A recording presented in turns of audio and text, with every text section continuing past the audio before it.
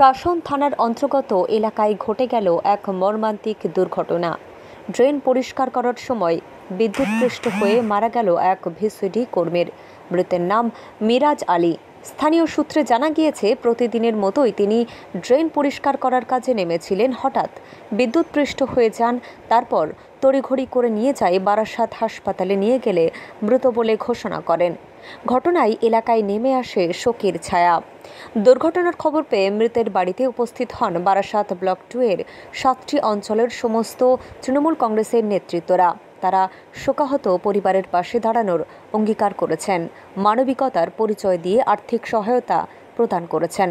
পরিবারের হাতে তৃণমূল কংগ্রেসের পক্ষ থেকে 50,000 টাকা তুলে দেওয়া হয়েছে। এইটা নাও, হ্যাঁ, সোনা কেঁদো না, কাঁদলে কি আর পাবে বলো, কেঁদো না। আমি কি বলছি শোনো। কি বলে শোনো, কি বলে শোনো। তুমি এই আমার এইটি কিছু আছে, আর আমরা আরো 1 লাখ টাকা আমরা 2-1 দিনের মধ্যে দিয়ে যাব, এবং আমাদের এতে 50,000 আছে, ঠিক আছে। এবং আমাদের মাননীয় মুখ্যমন্ত্রী মমতা বন্দ্যোপাধ্যায় 5 লক্ষ টাকা কালকে ঘোষণা করে। আর আমি সুবিধা অসুবিধে, যদি তোমার চলাচলতে অসুবিধে হয়, বিডিও অফিসে যাবে, চালের ব্যবস্থা আমি করে দেবো। তৃণমূল নেতৃত্বদের বক্তব্য, মানুষের পাশে থাকা এবং বিপদের সময় সাহায্যের হাত বাড়ানো আমাদের নৈতিক দায়িত্ব এবং কর্তব্য। মিরাজ আলীর এই মৃত্যু অত্যন্ত দুঃখজনক। আমরা তাই চাই পরিবার যেন এই কঠিন সময়ে অত্যন্ত কিছুটা হলেও ভরসা পায়, অন্তত আমরা ভরসা জোগাতে পারি। অন্যদিকে মৃতের পরিবারের পক্ষ থেকে জানানো হয়েছে, আমরা একজন পরিযায়ী শ্রমিককে হারালাম। তার মৃত্যুর শোক কোনো অর্থে পূরণ করা সম্ভব নয়। তবে তৃণমূল কংগ্রেসের এই সাহায্য আমাদের কিছুটা হলেও সাহস যোগাবে। এদিকে স্থানীয় মানুষ ও প্রশাসনের কাছে আবেদন জানিয়েছেন, ভবিষ্যতে যেন ড্রেন পরিষ্কারের মতো ঝুঁকিপূর্ণ কাজে যথাযথ সুরক্ষা ব্যবস্থা গ্রহণ করেন, যাতে আর কোনো পরিবারের ওপর এভাবে অকাল আঘাত নেমে না আসে। মিরাজ আলীর মৃত্যুতে শাসন থানা বারাসাত মহলে গভীর শোকের ছায়া নেমে এসেছে।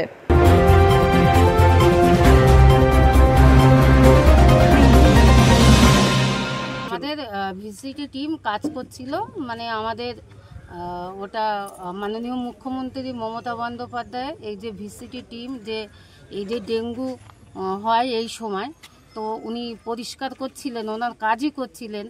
সেখানে আর কি কারেন্টে শর্ট খেয়ে উনি মারা যায়। ওই জন্য গতকালকে মারা গিয়েছে, এখনও লাশ আনেনি, বাড়ি আনবে।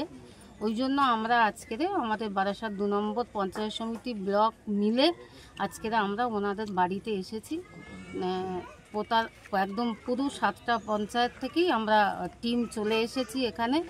এসে আমরা ওনাদের পরিবারের পাশে দাঁড়িয়ে আমরা আর্থিক কিছু অনুদান দিয়েছি এবং দেব, আমরা ওনাদের বলে এসেছি। এবং মাননীয় মুখ্যমন্ত্রী মমতা বন্দ্যোপাধ্যায় উনি ঘোষণা করেছেন, গতকালকেই ঘোষণা করেছেন 5 লক্ষ টাকা উনি দেবেন।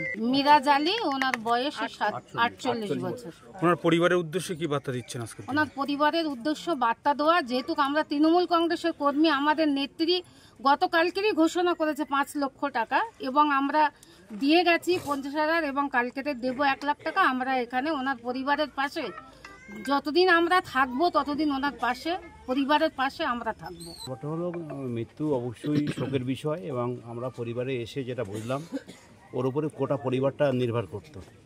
পঞ্চায়েত সভাপতি, মাননীয় সভাপতি বলেছেন তাকে আর্থিক এবং অন্যান্য মানবিকভাবে যে সাহায্য দরকার আমরা করব। ইতিমধ্যে আমরা 7টা অঞ্চল থেকে সমস্ত আমাদের রাজনৈতিক প্রতিনিধি, রাজনৈতিক নেতৃত্ব এবং সুবর্ণধারীরা এসছেন ওই পরিবারের পাশে দাঁড়াতে। এবং আজকে আমরা আমাদের নেতৃত্বরা সামান্য কিছু একটা টোকেন মানি দিয়েছেন, আগামী দিন তার পাশে আমরা থাকবো। আমরা প্রতিশ্রুতি দিয়ে এসেছি। মাননীয় মুখ্যমন্ত্রীও একটা বড় টাকাও এই পরিবারের জন্য বরাদ্দ করেছে। আমরা কোনোভাবেই চাইব না এই পরিবারটা তলিয়ে যাক, তাদের পাশে থাকা আমাদের নৈতিক কর্তব্য। কোন শোকের মধ্যে আছে, ওদের কথা বলার ক্ষমতা নেই। ওরা তো যেভাবে দেখলাম যে শোক প্রকাশ করছে তাদের কান্নার মাধ্যমে। সুতরাং এই জায়গায় দাঁড়িয়ে আমরা তো তাদের সঙ্গে বিস্তারিত আলোচনা করতে পারি না। আমাদের 2 কনভেনার আছে, রঞ্জিত মণ্ডল এবং ঐত সাহেব। আমরা তাদেরকে বলেছি যে এই কবর হয়ে যাওয়ার পরে, মাটি হয়ে যাওয়ার পরে বসে নিয়ে ওদের পরিবারের জন্য তোমরা আঞ্চলিকভাবে কিছু ভাবনা চিন্তা করো, আর আমরা ব্লকগতভাবে যেটা মাননীয় সভাপতি বলেছেন। আমি শাসন অঞ্চলের কনভেনার বা আমি গ্রাম সভাপতি। আমি আমাদের রঞ্জিতবাবু আছে, আমরা সমস্ত মিলে যে আজকের এই গ্রামের যে ওই মিরাজ বলে যে ছেলেটা বা আমাদের ওই একটা আছে বইয়ে ওরগা আমরা সঞ্জিত ঘোষ, ওদের আমরা এই যে রাস্তা ড্রেন পরিষ্কার করার কাম আমরা ওদের দিই, কিন্তু ওদের পাশে আমাদের দল সবসময় থাকবে।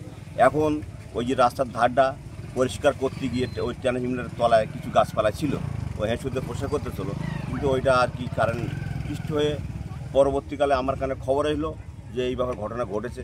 আমি সেই উপস্থিত, সেই সাথে থেকে আমার টোটাল 83 গ্রাম কমিটি টিম আমরা গিয়ে সেই জায়গায় হসপিটালে আমরা ভর্তি করলাম। ভর্তি করার পরে আমি আমার গ্রাম কমিটিকে বললাম যে যত টাকা খরচ আল্লাহ যদি ওকে বাঁচায় ওকে বাঁচাতে হবে। তা আমি সেখান থেকে কালকের বেলা 8:30টায় এই ঘটনা ঘটেছে। আমরা আপ্রাণ চেষ্টা করেছি, বা আমার গ্রাম কমিটি আপ্রাণ চেষ্টা করেছে যে আমরা তাকে বাঁচাতে পারলাম না।